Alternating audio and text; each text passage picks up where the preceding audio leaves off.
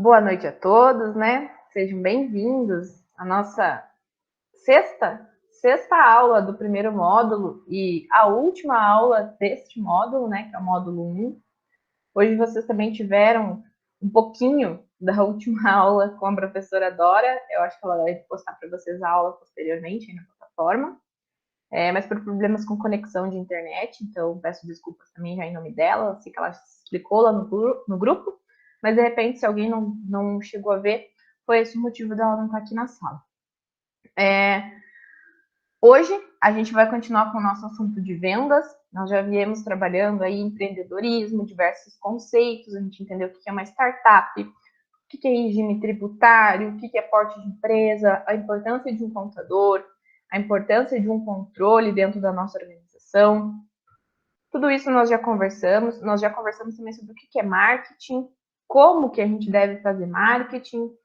E hoje, para fechar com chave de ouro e dar alguns insights, eu espero que vocês tenham insights sobre essa aula, eu trouxe uma pessoa aqui muito fera nesse assunto, que é o André. Bem-vindo, André, à nossa aula aí. Obrigado por estar aqui mais uma vez participando junto com a gente, tá? É a segunda vez que você vem participar aqui do curso do Paraná Empreende Mais. Sempre muito bom ter a tua companhia aqui, a tua parceria. E com certeza vamos desenrolar um assunto aí bem legal na aula de hoje e vocês aproveitem para tirar as suas dúvidas sobre vendas. Porque esse cara aqui, ele sabe o que ele está fazendo, porque ele vende, ó, tempos, né, André? Boa noite, Ju. Boa noite a todos.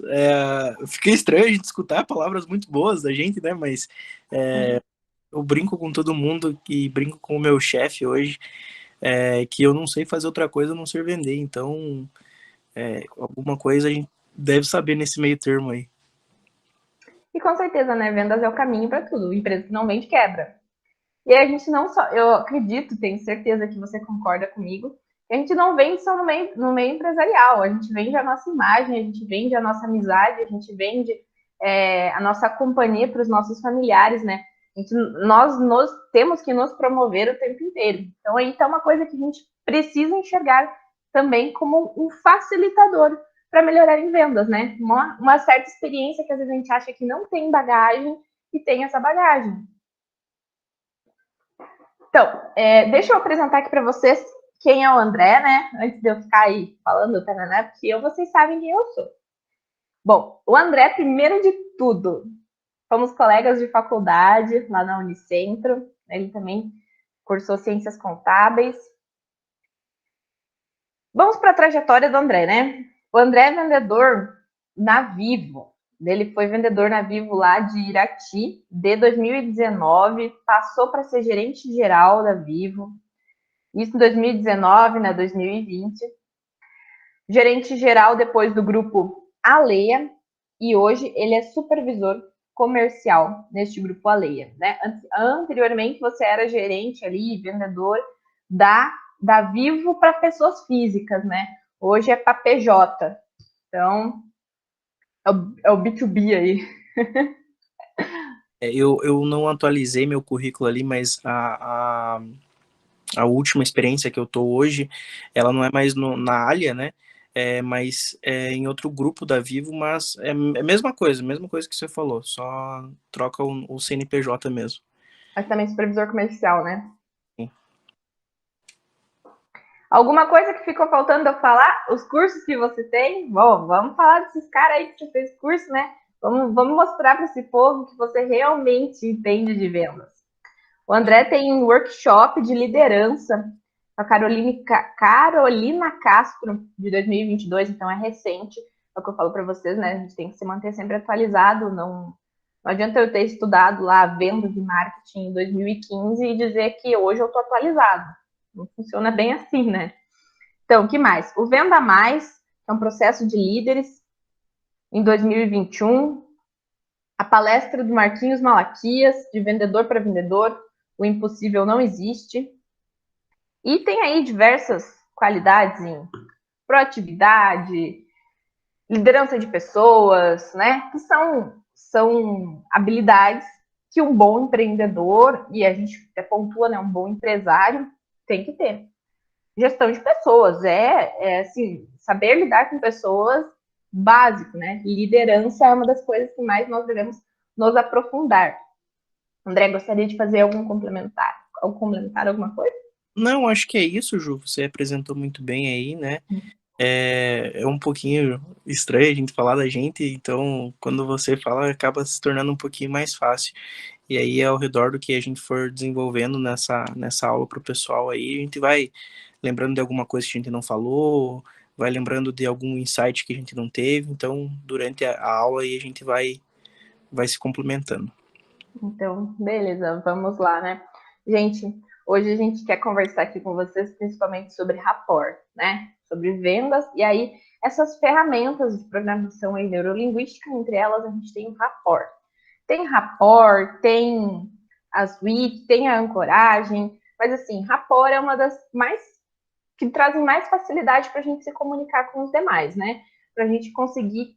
Rapport é justamente isso, criar empatia, criar conexão com os outros. Ele não tem uma tradução literal, mas é isso, a gente criar um vínculo. Por quê? Primeiro de tudo, que a gente precisa pensar: pessoas compram de vendedores que elas gostam. Princípio básico, né? Você vai comprar de uma pessoa que você gosta. Porque a gente sempre tenta estar perto de pessoas que são parecidas conosco. E a gente gosta de quem tem atitudes, comportamentos, às vezes até a forma de se vestir parecida com a nossa. E isso vai nos chamar a atenção e vai dando, né, digamos assim, pontinhos positivos para a gente na hora de se comunicar com o outro. O que mais eu poderia trazer para vocês aqui sobre rapport? Bom, rapport ele é criado no princípio básico, que é esse, né, de que pessoas observam as outras e tentam se conectar entre si, né? Se não há conexão, se não há, como a gente pode chamar ali, energia, né? Não desenvolve. André, o que você tem para nos pontuar sobre rapport? Você que é o cara aí do rapport. Gente, o chat está livre para vocês mandarem mensagem para a gente. Aqui o áudio está livre para vocês abrirem. Fiquem à vontade. Eu sei que a aula é gravada, isso pode dar um pouco de intimidação, mas vocês são vendedores. Então, vocês vão vender o produto de vocês. Então, não tenham medo de abrir a boca aí e fazer perguntas. André, gostaria de iniciar aí sua fala? Bom, acho que você falou muito bem, né? O rapport nada mais é do que a gente criar conexão com o nosso cliente. E a venda nada mais é do que conexão. Ela é conexão. Eu parto do pressuposto que a venda é duas coisas. É conexão e você resolver o problema de alguém, né? Se você não resolve o problema de alguém, você não vende. Ponto. Porque a pessoa não vai comprar alguma coisa de você em que ela não precisa ou ela talvez não necessite. Se ela não necessita ou se ela não precisa nesse momento, aí chegou o rapport para a gente poder criar necessidade nela, né? E fazer com que ela realmente compre. Mas eu costumo dizer, quando eu era vendedor lá em Irati, eu não tinha time de futebol para torcer. Então, quando chegava um cliente na minha PA, na minha posição de atendimento, e era, querendo ou não, homem, eu tinha um pouco mais de intimidade, e ele falava, perguntava que time que torce, eu torço pro Palmeiras. Nossa, que legal, eu também sou palmeirense. Então, assim, nunca tinha um time específico para eu torcer. Então, a gente sempre estava ali atento às coisas para que a gente fosse criando empatia, realmente, e fosse criando conexão com o nosso cliente. Os idosos gostavam muito de conversar sobre os netos, sobre o tempo, sobre a lavoura, sobre um monte de coisa. Então, a gente sempre fala também que é normal hoje em dia ter um atendimento robotizado, né? Tanto que se você vai num shopping hoje, McDonald's, Subway, Burger King, qualquer outra coisa, é um atendimento robotizado. É um script que deve ser seguido.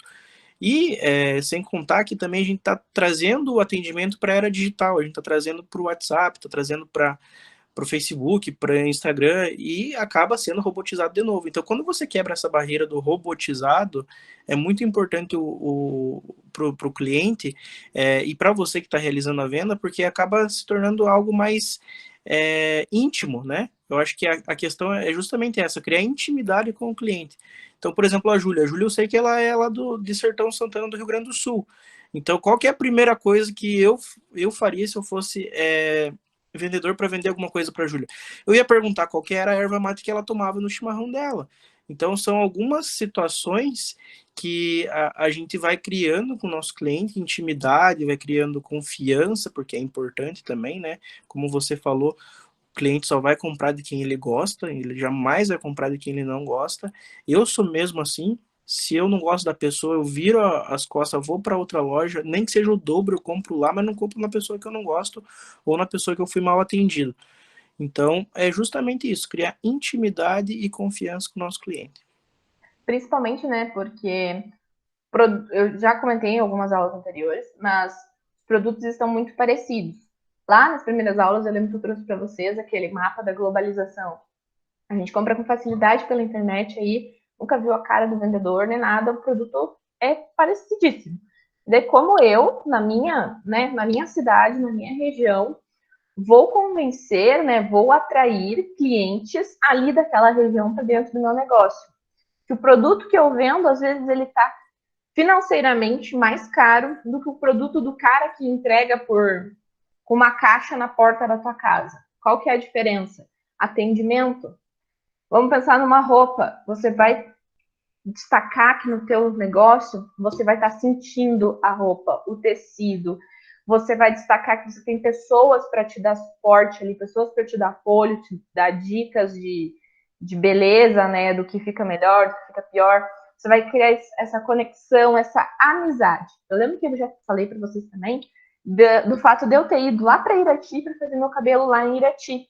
Porque eu confio no trabalho delas, o atendimento delas é espetacular, o modelo de negócios que elas têm é bom, tem rapport, tem amizade. E o nosso intuito é criar amizade com os nossos clientes para fazer aquela manutenção de relacionamento.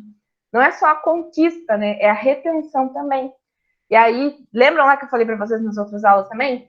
Que quando a gente começa a medir o tamanho do nosso negócio a partir do potencial de compra que os nossos clientes têm ao longo do tempo, a gente consegue ter uma métrica melhor de crescimento do nosso negócio, consegue ter uma visão melhor de até que ponto ele pode chegar. Se aquela pessoa compra comigo todo mês um valor fixo, se ela compra comigo, cada vez vai aumentando mais. Se eu consigo pôr produtos, né, por serviços que agreguem aquele que ela já comprou. Então, né, pegar o exemplo ali do cabelo. Fiz mechas, o que elas podem agregar em cima? Hidratação. É um produto casado. A gente precisa compreender o que é um produto casado. Eu chego lá na loja na loja da Vivo para comprar um smartphone, o que é que o André vai me oferecer? Capinha e película. Básico, né? Primeiro ponto, além do plano, óbvio, né? Além do plano. Mas é nessa lógica, vocês têm que ter em mente, não é engessar o negócio de vocês, não é vocês engessarem tudo que vocês vão oferecer padronizado para todos os seus clientes. Mas você ter tipo um script que possa ajudar os teus colaboradores do tipo, tô vendendo um celular, produto complementar, uma capinha. Tô vendendo um serviço de contabilidade, produto complementar. Vamos pensar aí, o que pode ser um produto? Oi? Curso de Excel. Perfeito? Né? Saber o que é vocês aí que têm os negócios de vocês, se quiserem a nossa ajuda aqui também para achar produtos complementares dentro do negócio de vocês, fiquem à vontade de mandar aí no chat qual que é o negócio de vocês, né? Mas é basicamente isso. O atendimento é o destaque hoje em dia. O produto tá igual, preço tá igual, concorrência tá forte, como que eu vou me diferenciar? Atendimento. E realmente, como o André falou, a gente vai deixar de comprar no estabelecimento onde a gente não gostou do atendimento para ir no outro e pagar mais caro. Porque foi bem atendido. Desculpa, André, pode falar. Eu tenho um exemplo disso no final do ano. Eu tava procurando um lugar para comprar a camisa do Brasil, né? Por causa da Copa e tudo mais. E tá bom, eu achei um lugar bom. Eu comprei não só uma, mas 3 camisas. Beleza. Fui lá, comprei 3 camisas e em nenhum momento do pedido, da confirmação do pagamento até o recebimento do produto, eles entraram em contato comigo. Em nenhum momento eu consegui contato com eles. Eu queria saber se tinha dado certo, se meu produto já tinha sido despachado para a transportadora, ou para o correio, se já tinha sido postado. E assim, por mais que tenha chego, e chegou da forma que eu pedi, o preço estava ok, eu não compro de novo, porque eu não tive atendimento nenhum, zero. Fui eu sentar, procurar lá no Google, achei a loja, comprei, mas desde que eu comprei eu não tive nenhum atendimento. E isso é tão importante, a gente ter um pós-venda agressivo, porque hoje, para você ter noção, para você conquistar um novo cliente, ele custa 4 vezes mais do que você vender de novo para o mesmo cliente que você tem. Né? Então, ele custa mais tempo, custa mais engajamento, custa mais financeiramente também, porque você vai precisar, talvez ali, vamos supor, um negócio online, vai precisar colocar um tráfego pago no Instagram para chamar cliente, precisa muita coisa. E o pós-venda, eu costumo dizer que é a pré-venda de um novo produto, porque você está ali falando para o teu cliente, ó, e aí, deu certo? Chegou, não chegou? Como é que foi? A qualidade era o que te supria, não era? O serviço é bom, não é? Ah, o serviço é bom. Então, beleza, me indica para o teu cliente, para o teu amigo, me indica para outra pessoa. Ah, o serviço não é bom. O que eu posso melhorar? Como é que eu posso fazer com que se torne bom para você, né? A gente não vai agradar todo mundo. Não, esqueçam. Sem mimimi aqui. A gente não vai agradar todo mundo. Mas a gente precisa pegar esses feedbacks que os nossos clientes dão para a gente e avaliar eles completamente de cabo a rabo. E se o feedback for repetido, né?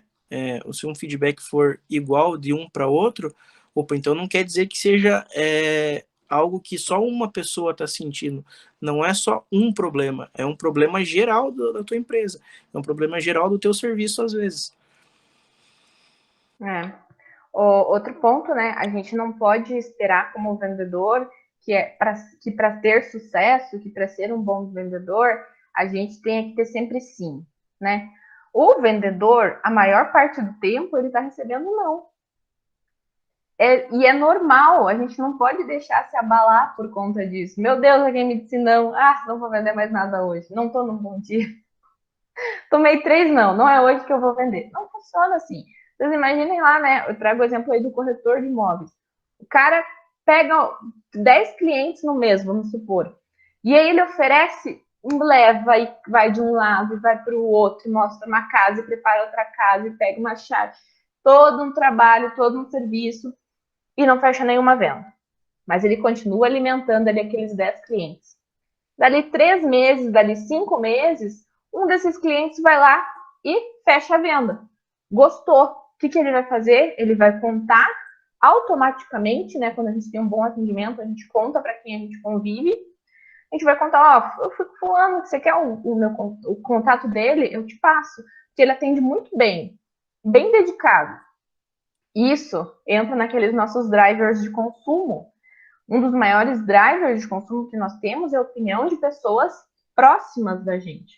O primeiro driver lá é a nossa opinião própria. E depois que você se certificou que você gosta de ser atendido num lugar, eu, por exemplo, gosto muito da loja da Boticário, por conta das ideias que a Boticário carrega lá de reciclagem, as ideias que ela tem de atendimento. Nossa, uma loja, assim, do meu ponto de vista, Júlia, muito boa. Então, eu recomendo. Quando alguém me pergunta, eu recomendo determinado lugar. E se eu gosto de um vendedor específico, ainda recomendo com aquela pessoa. Quando eu vou lá, eu quero ser atendida por ela e recomendo que seja atendido por ela. E eu tenho certeza que muitos de vocês fazem esse tipo de coisa. E aí a gente tem que olhar. Quando a gente se põe na posição de vendedor, a gente fica com medo justamente porque o povo não gosta de vendedor. Vê um vendedor e já diz, meu Deus, lá vem aquele cara chato. Porque a maioria não sabe vender. A maioria fica tentando entupir a gente de coisas que a gente não quer. Venda é você chegar no teu cliente, você reconhecer a necessidade que ele tem, identificar o problema, fazer uma construção ali de pensamento entre os dois, né, uma conversa, que você vai conseguir pegar informações para identificar qual o melhor produto ou serviço que você tem para oferecer para ele. E isso é persuasão, não é manipulação. Quando a gente vai fazer algo que é positivo para nós e algo que é positivo para o outro, né? E aí a gente para. Eu não sei se vocês chegaram a assistir o podcast que eu passei lá tanto no grupo do WhatsApp quanto lá na plataforma. É o poder da persuasão do grupo dos sócios. E aí, a forma como as pessoas percebem que desenvolver a persuasão nem sempre é em curso, né? A maioria desenvolve persuasão ao longo da vida. Eu sei quando eu desenvolvi persuasão. Eu desenvolvi persuasão com meu pai, enquanto eu era criança dentro da minha casa. E a maioria começa cedo a desenvolver a persuasão. Cedo aí até os seus 20 anos. Por quê? Começa a ter contatos sociais mais fortes, começa a ter que conquistar as coisas, e aí tá tomando muito não, e você vai começando a achar formas aí de se esquivar e conseguir aquilo que você quer, sem prejudicar o outro, né? Eu, na minha posição, nunca faria algo para prejudicar o meu pai, por exemplo. Algo que fosse ruim para ele, positivo para mim, mas algo que fosse bom para ambos. E aí a gente vai percebendo quando que a gente adquire essa persuasão na vida da gente, né? Esse poder vai desenvolvendo. André, você sabe quando que você percebeu que você tinha persuasão, que você desenvolveu persuasão? Eu nunca parei para pensar, né? Mas eu acredito que foi na minha infância, porque eu, quando tinha meus 6, 7 anos, eu peguei uma vez, eu tinha umas balas em casa, peguei umas balas em casa que eu tinha, peguei uma mesinha que eu tinha, coloquei na calçada de casa e comecei a vender bala com, com 6, 7 anos. Então, assim, tipo, as pessoas. E aonde eu morava, e aonde eu moro, né? Você conhece muito bem lá, ele é passada para as pessoas da escola, as crianças da escola. Então, olha a cabeça de uma pessoa de 6 anos. 6 anos eu via que a galera passava ali todo dia na escola, e eu, quando ia para a escola, o que eu comprava? Bala. Então eu falei assim, cara, eu tenho bala em casa, as pessoas passam na minha frente da minha casa, e eu posso vender para elas, eu vou vender para elas. O quanto custava eu não sabia, porque era meu pai e minha mãe que comprava. Então eu só vendia. Se estava dando lucro ou não, eu não sei, mas eu fazia isso. Então eu nunca fiz esse exercício de parar para pensar quando que eu realmente desenvolvi a questão da persuasão. Mas como você disse, é algo que acaba se tornando quando a gente começa a se relacionar socialmente, né? Escola, faculdade, relacionamento, tudo isso acaba contando. E voltando um pouquinho no que você estava falando sobre atendimento e o boticário, é legal porque a gente começa a entender e começa a saber que a gente está fazendo um bom atendimento quando o teu sobrenome se torna o teu trabalho. Então, assim, eu não sou André tal, não, eu sou André da Vivo, né? É, as pessoas que eu indico hoje fala com o fulano da pizzaria tal, fala com a Júlia lá do Rio Grande do Sul. Então a gente acaba se tornando, o nosso trabalho acaba se tornando nosso sobrenome. E aí as pessoas às vezes nem sabem o nosso próprio nome. Fala assim, fala com aquele piá lá da Vivo, fala com aquela menina lá, não sei de onde.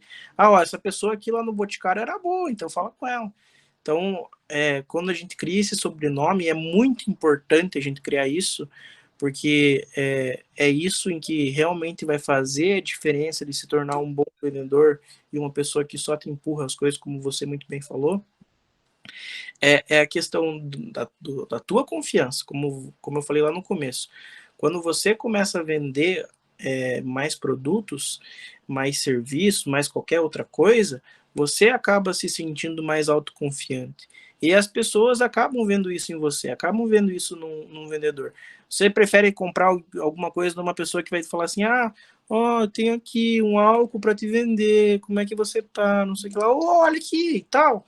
Eu tenho aqui, isso aqui vai te suprir tua necessidade, o que você acha? Preciso bater minha meta hoje. A sinceridade também é importante na venda. Então, eu acho que principalmente a gente ter a confiança do cliente e fazer o que você falou, indicar, ter indicações, pro lado do vendedor é muito importante, é muito mais importante do que qualquer outra coisa. É o marketing gratuito, né? É o boca a boca. É o marketing que existe desde sempre, que sempre deu certo e que nunca vai falhar. Nunca, E é o jamais. mais barato, digamos assim, né? Tipo, É grátis. de graça. Claro que a gente investe nosso tempo ali no atendimento, ele não é completamente de graça, tem o seu custo, mas é muito melhor, né? Tem muito mais resultado do que as nossas outras formas aí de divulgação do nosso negócio. Então, basicamente, o Rapport, ele é uma PNL, tá? Ele é uma programação neurolinguística. Importante, eu trago esses pontos, assim, de psico para vocês, porque a gente conversa sobre pessoas, então a gente entende de pessoas, a gente precisa entender de pessoas para a gente conseguir se posicionar no mercado. E aí, a gente pode fazer rapport de 3 formas. Da forma verbal, no sentido entonação, no sentido maneira de falar, tom de voz que a gente está utilizando, a forma como se mexe, como se expressa. Tem a verbal, que é no sentido do que a gente fala e como fala. Então, são as gírias, são as palavras que a gente utiliza, é aquele linguajar. Então, eu, por exemplo, que sou gaúcha, isso eu tiro sarro e até hoje é incrível. Se a pessoa souber que eu sou gaúcha, ela olha assim, buenas! E aí, tchê? É incrível. Já tomou teu mate hoje? Então, formas que as pessoas usam para chegar e se aproximar de mim. Tenho certeza. Oi, pode falar, André. Não, para criar intimidade com você. Exatamente, né? É chave. Até se eu quero criar rapport com alguém hoje em dia, eu posso chegar e falar isso. Ó, eu sou gaúcha. E daí pronto, eu sei que eu vou ter uma conversa para desenrolar a partir dali. Ou que nem o André falou, tô conversando com um homem, posso conversar sobre futebol. Eu sei que parece que a gente está rotulando, né? Mas não é exatamente isso. É que existem determinados padrões e a gente pode utilizar esse costume, né? Essa cultura que a gente tem no Brasil para se comunicar. Não Claro. é, Oi? é padrão, é questão de costume mesmo, é questão de pesquisa. Você vai pegar lá, vamos pegar a classe masculina, 90% dos homens gostam desse tipo de futebol. Então não é rótulo, é questão de pesquisa. Do mesmo jeito que alguma porcentagem, não sei dizer quanto, alguma porcentagem alta das mulheres gostam de maquiagem. Alguma porcentagem das mães gostam de procurar coisas, comidas para bebês. Então, identificar a tua persona, né? E você realmente ir naquele momento. Quando você identifica a persona, fica mais fácil. Você sabe como. É interessante a gente pensar também, por exemplo, aqui, ó, os homens, 90% aí que a gente deu de exemplo, né? Que você trouxe de exemplo, do Brasil gostam de futebol. Só que se você quisesse criar rapport aí com um cara lá da Irlanda, você acha que você ia conseguir fazer isso com futebol? Só Os se ele. assuntos lá são outros, né? As preferências são outras. Então a gente tem aí esse costume no Brasil de conversar sobre futebol. Outra questão. Você sabe mais do que eu, no Rio Grande do Sul, não existe nada mais do que 2 times, Inter e Grêmio, né? Existe apenas Inter e Grêmio. E aí você vem para cá, vem para o Paraná, vem para São Paulo, tem um monte de time. Por que eu vou chegar lá pro cara do Rio Grande do Sul e vou falar assim, que time tu torce? Não, eu vou chegar para ele e vai falar assim, eu vou até usar o que você falou, bah, tu é colorado ou é gremista? Exatamente. É exatamente isso. Eu escuto muito isso. É colorado ou gremista? Você sabe fazer churrasco, né? É incrível, incrível. Uma costela para nós. Uhum. É bem assim. Então é a gente conhecer o que as pessoas que a gente convive, que está entrando em contato, têm o costume de fazer, tem o costume de conversar. Eu lembro que eu comentei com vocês já em alguma aula anterior da gente ficar de olho nas redes sociais dos nossos clientes. O que eles estão postando? A partir daí a gente consegue gerar assunto. E a partir daí a gente consegue tirar até aquela ideia do workshop, né? Ó, se eu vendo faca e se eu sou uma empresa que vende faca e eu vejo que a maior parte dos meus clientes gostam de postar vídeo aí de churrasco, gostam de postar final de semana com churrasco e tudo, por que eu não faço um workshop sobre churrasco evidenciando as minhas facas? Né? É uma forma de você agregar valor ao teu produto, né? Porque existe uma grande diferença entre preço e valor, né? O valor é realmente aquilo que o cliente fala e sente para você. Então, se um cliente vai te falar, a primeira falada dele que vai falar que tá caro é cultural do brasileiro. É normal o brasileiro falar que tá caro qualquer coisa. Por mais que não esteja caro. Por mais que uma televisão custe R$ 1.000, você vai numa loja e a pessoa te oferece por 800, você vai falar, tá caro. Porque você quer tirar proveito da situação e acabar levando o benefício mais barato ainda, né? Mas ok, beleza, ela falou primeiro tá caro. Aí você foi, fez uma contra-objeção do cliente, falou para ele alguma coisa, o cliente continuou achando que tá caro e não vai comprar pela questão financeira, é porque você não agregou valor ao teu produto, né? Vamos pegar a coisa mais simples do mundo, uma garrafa de água, uma garrafa de água. No mercado ela custa 95 centavos, né? Na lanchonete ela custa R$ 2, na rodoviária ela custa 5 e no aeroporto ela custa 8. O produto é o mesmo, desde os 95 centavos até os R$ 8, é o mesmo. Qual que é a diferença? É a questão do valor. O cliente, a pessoa em que está vendendo agregou valor. No aeroporto, você tem como escolher aonde você vai comprar água? Não tem. Então, seja 8, seja 10, seja 15, se você tiver com vontade de tomar, você vai comprar uma água. No mercado é diferente porque tem inúmeras marcas, inúmeros produtos. Então, por que eu vou tomar uma água sendo que eu posso tomar aqui um suco que custa R$ 2? Ou que está mais barato, está em promoção. Então, a questão é gerar valor para o nosso cliente. Quando a gente gera o valor para o cliente, a gente acaba fazendo com que a venda se torne natural. Eu particularmente, gosto muito de um palestrante que ele se chama André Ortiz. Em um momento, ele falou assim, eu fui eu fui num posto de combustível só para colocar 200 pila de combustível, e aí chegou o Tião. O Tião, todo sujo de graxa, chegou lá e falou assim, e aí, meu patrão, como é que você tá? Quanto que você quer colocar? Vou colocar R$ 200. Tá bom. Água e óleo, tudo bem? E aí a gente já fica aquele medo de falar pro cara, né, para abrir, para ele ver, porque você sabe que o frentista vai te vender alguma coisa, né? E aí falou, não, vou abrir aqui, beleza, tudo bem. Aí ele veio com a varetinha. O André Ortiz contando, veio com a varetinha. Meu patrão, tá baixo o nível do óleo. Você sabe quanto que custa a retífica do teu motor? Custa R$ 9.000.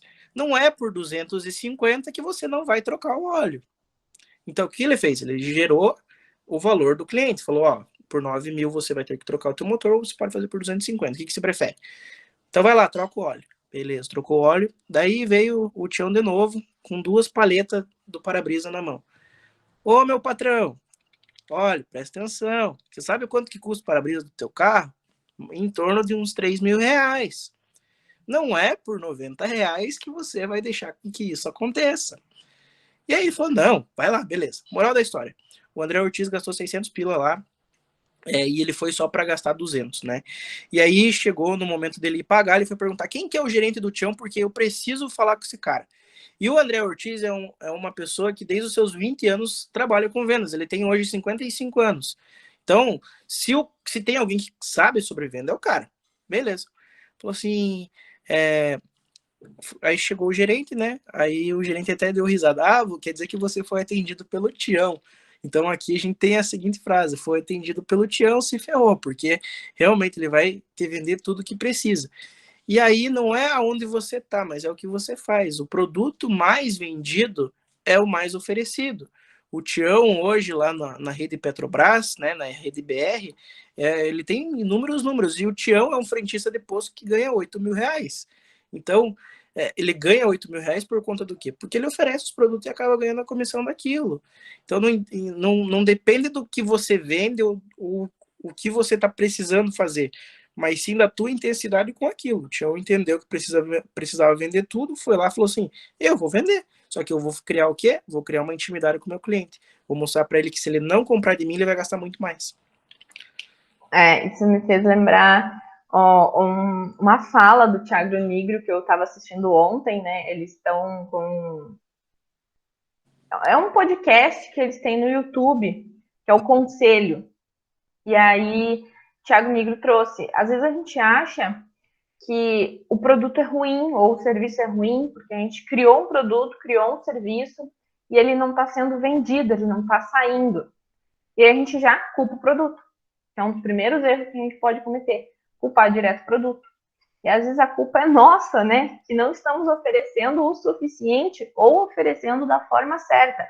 Ou ainda estamos oferecendo da forma certa, em grande quantidade, para pessoas que não estão dentro do perfil de aquisição daquele produto ou daquele serviço. Então, compreender aí a persona, compreender de quem que é nossos possíveis clientes é muito importante na hora da criação, do desenvolvimento de um negócio e de um produto.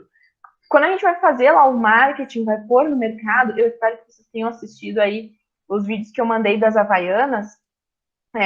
O vídeo das Havaianas que eu mandei, assim, para situar, André, situar aqueles que não assistiram, é no sentido de como que a Havaianas se conecta, né, faz esse rapport com nós brasileiros.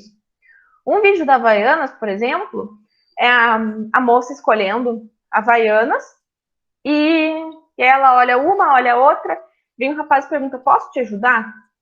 Ela diz, não tem o meu número, sei lá, acho que é 37. Não tem 37? Eu era assim, não tem, mas me deixa o teu número, quando chegar eu te ligo. Aí beleza, o cara saiu.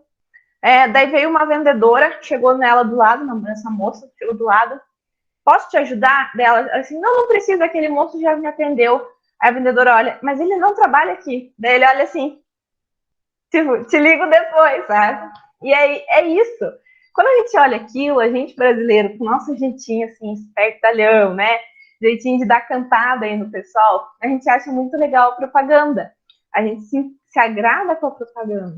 E aí a Havaianas conseguiu conquistar o mundo afora, levando esse jeitinho brasileiro.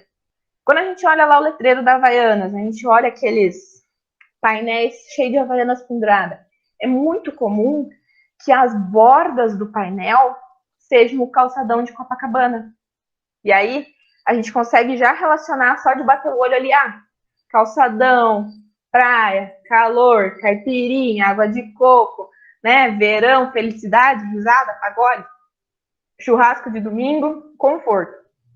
Isso tudo vai trabalhando dentro do nosso cérebro, né? Dentro do nosso inconsciente ali, coisas que nós já viemos vivendo desde criança, dia a dia, rotinas que a gente tem desde pequenos. E aí, quando a gente bate o olho naquilo, a gente sente a conexão. Por quê? Você já carrega aquela bagagem que está relacionada ali. Outra propaganda que eu trouxe para vocês da Havaianas, né? Porque a Havaianas também não só faz cantada, ela gosta de investir nas cantadas, nas piadinhas com sogra, mas ela fez uma propaganda muito bonita também, que é o manifesto. E aí ela mostra o Brasil no sentido mais família, no sentido mais descanso, né? Um final de semana tranquilo, daí mostrando já com conforto, amigos juntos, vendo um pôr do sol, digamos assim, né? Um momento, um rolê ali mais tranquilo. Então, até a música que ela usa, as cores que ela usa naquela propaganda, tudo isso vai criando rapport. E aí, quando eu digo para você assim, as cores, né? Lá o calçadão da Copacabana, isso é criar rapport através de espelhamento. Por exemplo, eu posso fazer espelhamento da forma que eu me visto. Se eu vou, né, para a empresa ali onde eu trabalho durante o dia e eu não utilizar calça jeans, a calça jeans não é uniforme, a gente tem a camiseta do uniforme, tá? Mas eu não utilizar calça jeans, que é o padrão que todo mundo usa lá, puser uma calça de moletom, vai ser mais difícil de eu me conectar com as outras pessoas. Claro que eu vou sair falando, o pessoal ali já me conhece. Mas se fosse de início, eu teria mais dificuldade. Por quê? Eu automaticamente já estaria diferente delas, né? Então a gente tende a se aproximar de pessoas parecidas conosco. Outro exemplo que eu posso pensar exatamente o que eu falei do time de futebol, de espelhamento. O cara chegava para mim, torcia pro Palmeiras, legal, eu também torço. Uhum. Sim, é você se encaixar, né? Você se encaixar naquele perfil da outra pessoa e mostrar que tem os mesmos interesses que ela. Outras formas de espelhamento que a gente pode usar, gestos, a forma como se mexe. E daí tem gente que assiste uma aula sobre rapport e a pessoa diz no rapport que se o outro cruzou os braços, você tem que cruzar os braços também para criar rapport. Não é exatamente assim que funciona, né? Você não pode forçar de forma que o outro perceba. Mas, por exemplo, lá, mexi no cabelo, tô conversando com alguém, daí essa pessoa tá ali, estamos desenrolando conversa, daí eu vejo que ela mexeu no cabelo, né? Eu mexi, ela mexeu. Eu disse, ó, já tá dando certo aí. Ela foi, sei lá, coçou o cabelo de novo, coçou a cabeça, daí eu vou lá, daqui a pouco, e faço um movimento simples de encostar na minha cabeça. Inconscientemente, as duas pessoas ali estão se conectando. Quando a gente começa a fazer esse tipo de movimento, né, sei lá, apoiou o braço na mesa, o outro também, você também apoia o braço na mesa, não exatamente o mesmo gesto, mas sim algo próximo, você vai criando confiança naquela pessoa, e isso é psicológico, né? É neuro, não pode falar, André. É inconsciente. É inconsciente, isso é essa palavra que eu estava procurando. É inconsciente. São formas que a gente começa a desenvolver para se conectar com as outras pessoas, de forma inconsciente. Porque a gente tem, eu gosto de brincar que a gente tem os soldadinhos da nossa cabeça, né? A gente tem ali o racional e tem o irracional, que seria o inconsciente, vamos supor. Emocional. Que é o que decide, o que diz não e o que quer. Então, o que diz não aqui, ele vai barrar de tudo. E com esse cara, se você focar no racional, você vai ter mais dificuldade para vender. Agora, se você conseguir encontrar formas de desviar desse carinha, chegar direto ali no irracional, né, no emocional, você vai conseguir se conectar com ele. Você vai conseguir fazer com que aquelas objeções que aquela pessoa teria sejam menos relevantes. Por exemplo, um perfume. Um perfume pode ser bom para mim. Eu passo esse perfume e tô conversando, sei lá, com pessoas, alguém elogia aquele meu perfume. A outra vez que eu vou conversar com aquela pessoa, que eu sei que eu vou conversar com ela, eu uso o mesmo perfume, porque a gente já sabe que ela gostou. Agora, se o outro lá diz que não gostou, eu vou evitar. Por quê? Se ele não gosta, ele tem alguma memória negativa já sobre isso. E aí isso já aciona aquele lado mais racional que diz assim, ó, opa, isso aí já me lembrou de uma coisa negativa, eu já não gostei, já não tô na mesma linha que aquela pessoa. Diferente do gostar e querer se conectar com ela, né? Querer comprar dela. São esses três: espelhamento, né? O verbal de forma de falar e o verbal de coisas que falamos. Esses estão na linha aí do rapport. Daí eu trouxe para vocês aqui, eu anotei mais dois que eu achei interessante da PNL, que é a ancoragem, que é a gente associar um estado emocional com um estímulo sensorial, ou seja, a pessoa, como eu falei do perfume, ela entra num ambiente, por exemplo, numa padaria, e sente um cheiro de café passando, e ela tá com fome. Nessa hora, aquele sentido dela ali de fome é aguçado. Nossa, vocês já entraram com certeza aí em supermercado no horário das 6 horas, 7 horas, quando sai o pãozinho quentinho. E aí a gente tem uma tendência muito maior a consumir mais coisa dentro do mercado nesse horário, porque a gente está sentindo aquele cheiro saboroso. E isso aciona os nossos sentidos. Visão também é acionada, como lá, né, voltar aí no caso da Havaianas, que a gente viu lá o mural do muro de Copacabana, né, do calçadão de Copacabana, naquele mural de painel, a gente tem essa associação, e aí lembra de uma coisa boa. Então, é uma das formas, a ancoragem de fazer, de se conectar também com os demais. E aí a gente vê isso muito utilizado, principalmente em marketing e propaganda. Uma coisa que eu queria, assim, ó, desde pequena, que eu sonho com o dia que eu chegue, é, por exemplo, eu estar aqui assistindo um vídeo, uma propaganda no meu celular e sentindo o cheiro. Já existe. Não, mas o meu celular não faz isso. Ah, não, mas faz isso hoje, mas ele já existe. E aí, voltando no que você estava falando sobre o supermercado, né? A padaria, ela fica lá no final justamente por conta de marketing. Então, cara, tu vai sentir o cheirinho do pão, tu vai passar o mercado inteiro vendo um monte de coisa que te faria bem ou que você queria, né? E vai chegar lá no pão, beleza. Então, quando você tem dinheiro sobrando, ou quando você vai no mercado assim, tranquilo, né? Vamos falar bem a verdade, você não sai só com o pãozinho do mercado.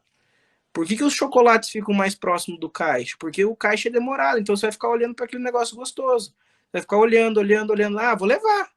E quantas vezes a gente já fez isso e inconscientemente, né? É o que você falou também sobre a questão do cheiro. É tão gostoso quando do nada, assim, você tá andando em algum lugar e você sente um cheiro e você fala assim, nossa, esse cheiro é lá da casa da avó, esse cheiro Uhum.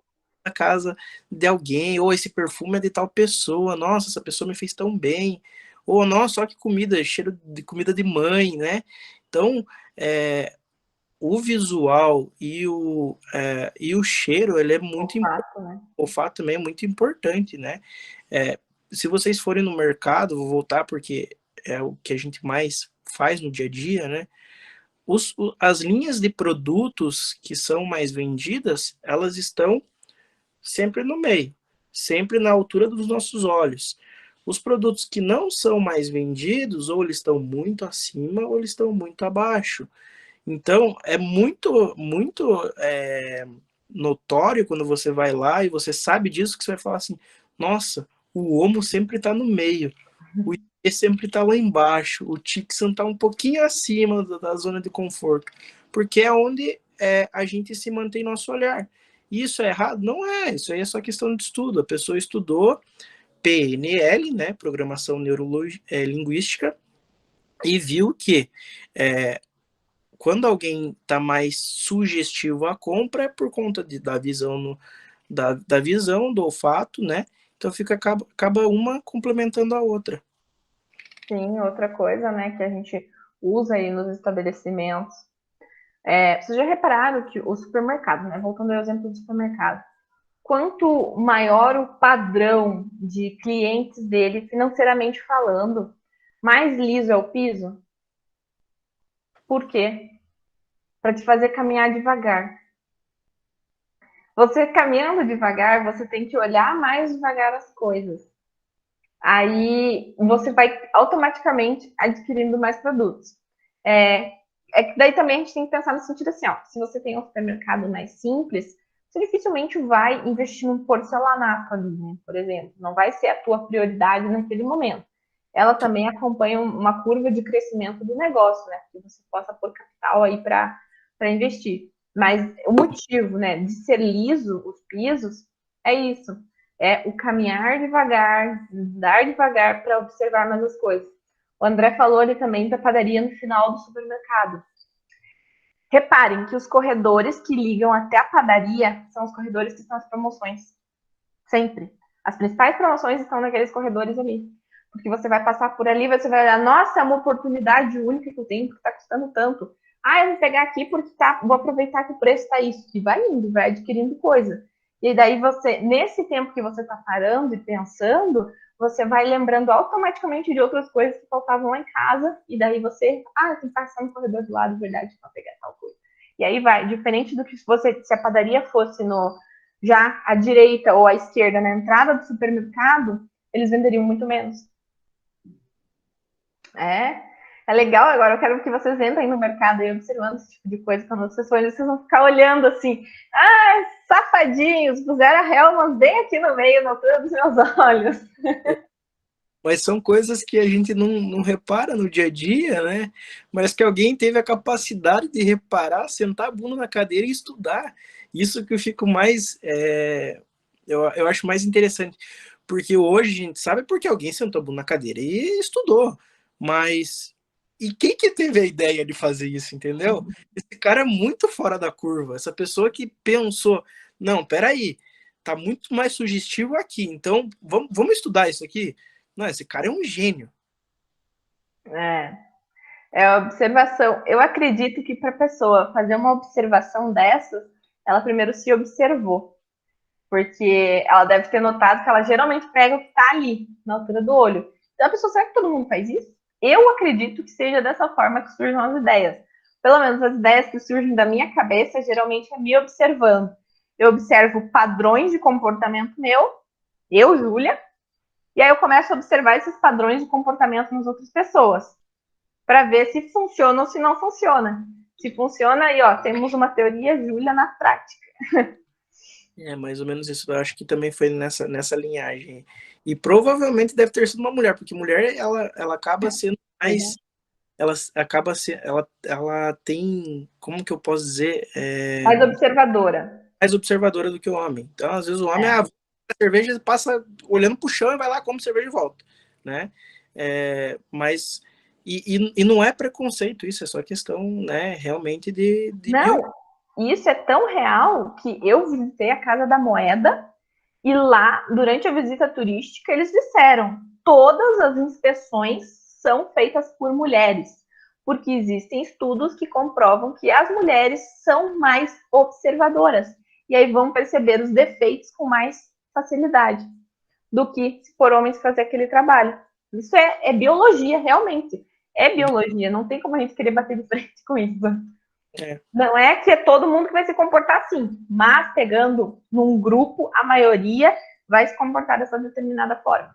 Hoje em dia, a gente tem que tomar cuidado com as palavras e as coisas que a gente acaba falando, né? Senão a É, gente acaba. é complicado, né? A gente fica com medo assim, do que a gente vai falar, né? Como é que vai ser a nossa interpretação. Isso é uma coisa que a gente tem que tomar muito cuidado. Por isso que eu falei para eles. Coisas que não se conversam nunca para gerar assunto com os outros é política. Nunca. Você nunca sabe como é que pode terminar essa conversa aí. É muito arriscado. É verdade. Então, e tem o Swift, S-W-I-S-S-H, né? S-W-I-S-H. Swift. Eu sou muito ruim com palavras inglesas, vocês já sabem disso de outras aulas. Eu tentando traduzir análise SWOT para vocês é top de ver. André, você nem imagina o que é eu tentando pronunciar ameaças em inglês. Mas. Agora, tem uma oportunidade que eu quando fui falar sobre análise SWOT também com minha equipe de vendas, eu falei o seguinte, gente, vamos falar sobre análise fofa, porque daí a gente traz para entendeu? É tudo mais fácil. Fraquezas, oportunidades, forças e ameaças. Pronto, fofa. Realmente, puxando aí para o brasileiro, fica mais fácil de explicar.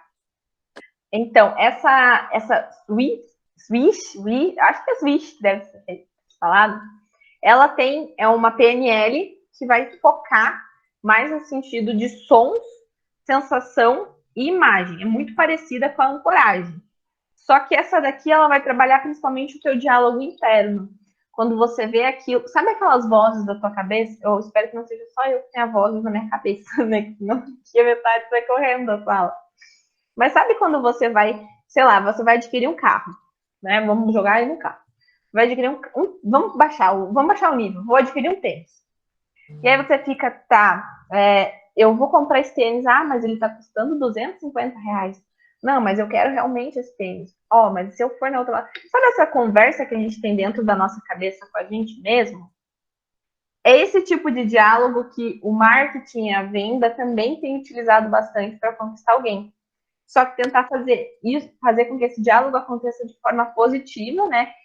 Gerando um resultado de venda. Então, você prepara aquele campo, que nem eu digo para vocês, né? O marketing prepara aquele campo para que a pessoa olhe e pense, tenha esse diálogo interno dela com ela mesma, da forma mais positiva possível para resultar na venda. Basicamente é isso, não tem como eu traduzir em outras palavras. Olha que legal. Fala, André. Legal, muito legal o que aconteceu agora no grupo da empresa. Uma funcionária minha mandou mensagem assim, gente, a gente tem algum benefício para o cliente vir para a gente? E aí tem uma marca de pizza que se chama Domino's, tem aqui em Guarapuava, que quem é cliente da Vivo tem desconto, tem até 40% de desconto na Domino's. E aí eu falei para ela, falei, tem desconto na Domino's 40%. Ela falou assim, entendi, é porque o cliente falou que em tal lugar ele tem desconto no cinema. Daí eu ofereci a pizza. Então é isso, entendeu? Acabar oferecendo alguma coisa para o cliente que a gente tenha de benefício para ele. Também, né? Com certeza. Estamos nós aqui falando solamente nós, né? E o pessoal aí não fez perguntas ainda. Não sei se eles estão gostando, se não estão gostando da gente.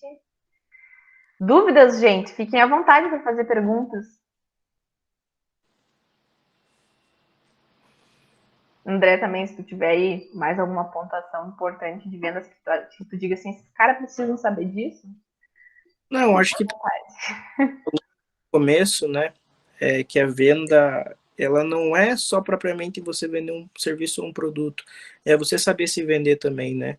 Eu costumo dizer que quando eu vou contratar uma pessoa para venda, ela já tem que se vender quando ela for fazer a entrevista.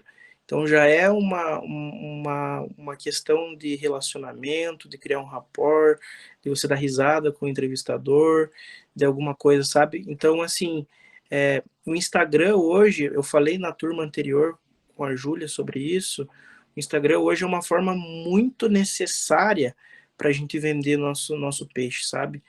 Talvez não o nosso produto, mas a nossa imagem mesmo, né? Tem um letreiro que fala que quem não é visto não é lembrado, e é muito real isso, tá? Por exemplo, eu falei também que o Burger King e o McDonald's, eles têm uma rivalidade enorme, eu acho que todo mundo sabe disso, né? Mas aí o McDonald's fica desenvolvendo pesquisa para abrir uma nova unidade. E aí vai lá e define que a unidade é melhor ser aberta na rua Visconde Guarapava 1009, que é onde eu moro. E aí o Burger King, no lugar de gastar dinheiro com isso, o que ele faz? Ele abre uma unidade na frente. Resolve. Então, são formas diferentes de você verificar, de você fazer a validação do teu negócio, mas que é de muita importância. Uma prefere gastar dinheiro para desenvolver um lugar legal, e a outra prefere copiar a outra. Simples assim. Então é muito importante a gente fazer essa verificação e a gente se vender, porque é por ali que as pessoas vão começar a entender quem você é e vão criar confiança em você. Obrigada, André. Bem colocado, né? Essa questão aí até de Instagram, de rede social, é bem complicada, porque a gente tem que estar muito ligado na rede social. Vocês vão ver o caso da Brastemp,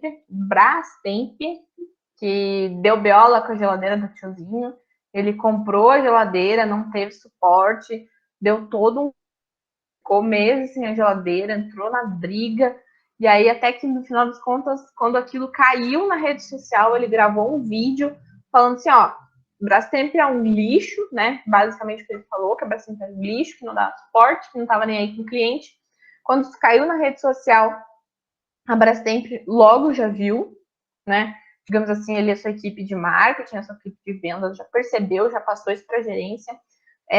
Eles foram atrás do saque, ligaram para ele, resolveram o problema da geladeira dele e conseguiram até, depois de todo um processo, reverter a situação, dizendo que a Brastemp dava atenção aos seus clientes e deram a geladeira nova para ele.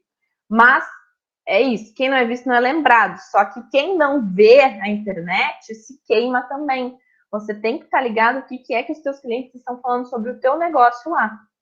Eu uso o Twitter, e aí eu gosto de ver, por exemplo, se eu tenho um problema lá, eu uso o Banco Inter. Se eu tenho um problema com o Banco Inter, não é porque eu sou colorada, porque o Banco Inter é bom mesmo. Usa o Banco Inter. Eu reclamo do Banco Inter lá na internet, lá no Twitter. E eles me respondem. O que eles me respondem ali é rapidinho para os caras virem resolver meu problema por dentro do aplicativo, né? Que é por ali que eles resolvem. Então, outra coisa, não só no sentido ruim, também no sentido bom. Coca-Cola está sempre ligada no Twitter, por exemplo. E é uma empresa que a gente poderia dizer assim, por que eles vão ficar cuidando da rede social? Os caras estão né? Que vai ficar olhando o Twitter aí que as pessoas postam? É referência. Por isso, sim, e é por isso que os caras cresceram. Porque se eu postar lá no meu Twitter agora, dizer assim, ó, nossa, que calor, eu acho que eu vou pedir um lanche. A Coca-Cola vai lá embaixo e responde, uma Coca-Cola gelada light cai bem, né? Tipo, é incrível. Os caras são muito antenados na hora de fazer isso. Eles acham que ficam jogando, provavelmente, né? Palavras ali no buscar da rede social. E aí aparecem os tweets de pessoas que falaram sobre aquilo. E aí eles conseguem encher, né? Conseguem se encaixar nesse assunto.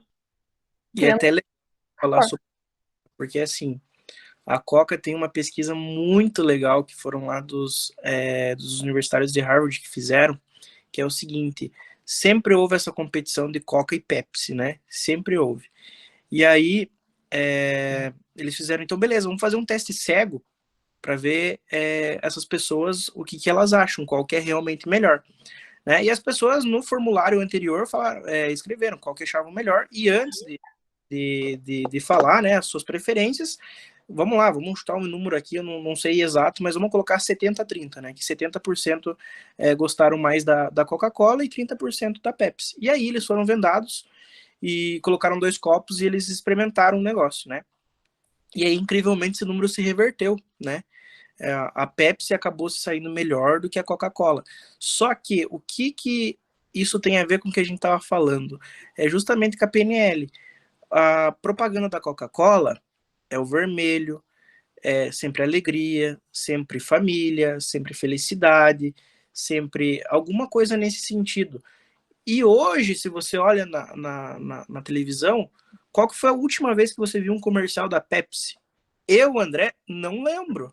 Da Coca-Cola, eu posso te dizer que eu vi hoje, ou no YouTube, ou no Instagram, ou na própria televisão, né? Ou às vezes até mesmo de forma inconsciente no iFood, no iFome, quando fui pedir alguma coisa, né? Então, a questão não é só o teu produto ser o melhor, mas é você fazer com que ele se torne o melhor. A Coca-Cola é o exemplo disso. Ela criou bastante valor em cima. Até eu estava aqui pensando agora, né? Toda vez que a gente abre o iFood, por exemplo, é um negócio relacionado à comida e é vermelho. É difícil abrir o iFood e não lembrar da Coca-Cola. Sempre vai estar lá. E geralmente tem lá em cima, coloque sua coca gelada por apenas R$ 5, entendeu? Cara, é o valor que a gente paga de forma sempre é 5 conto, né? Qualquer lanche que a gente vai pedir uma Coca-Cola lá até 5 conto. Mas eles colocam aquilo de uma forma tão é, é, sutil, Atrativa, sutil, né? também, que você acaba comprando sem saber. Tem uma pergunta da Mariana ali, Ju. Ah, eu vi. Uhum. Assim, gostaria de saber indicações de como fazer pós-venda com nossos clientes. Isso precisa sempre ser feito? Como funciona?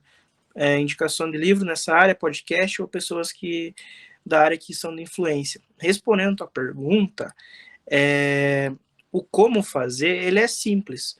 Você precisa só entender o que o cliente está sentindo do teu produto, do teu serviço, né? Você fala assim, ó, amiguinho, sabe aquele amigo que quando você precisa ele te dá o ombro para você chorar? É a mesma coisa o pós-venda.